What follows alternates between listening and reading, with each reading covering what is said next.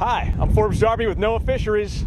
We're here in Woods Hole, Massachusetts to learn a little bit more about the National Saltwater Angler Registry. But before we get into the how, the why, or even the what, here's what most people want to know about the registry. First, this is a new federal law. Starting January 1st, 2010, with a few exceptions, pretty much everyone who fishes in salt water needs to be registered. Second, most anglers will automatically be registered. That's because most states will have agreements in place with NOAA to share information from saltwater fishing licenses, and therefore they'll be exempted.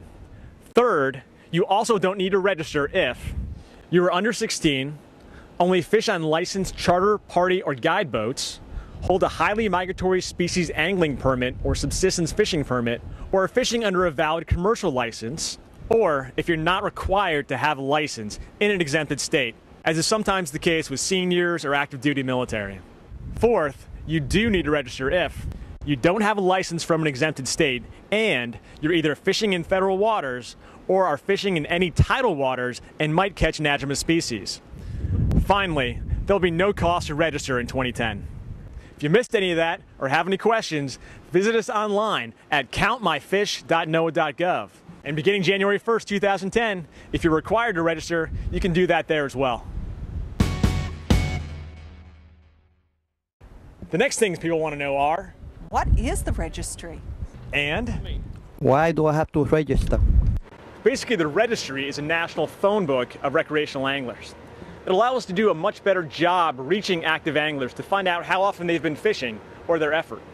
The registry replaces a system we've had in place since the 1970s, where we interview fishermen through random digit dialing to coastal households.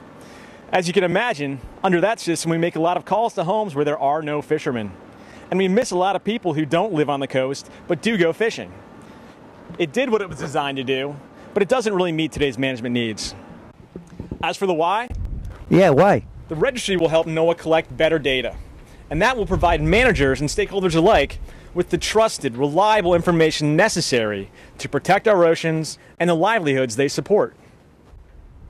If you still have questions about the Angler Registry, or would like to learn more about what NOAA, our partners and anglers are doing to help protect fish stocks, visit us online at countmyfish.noaa.gov.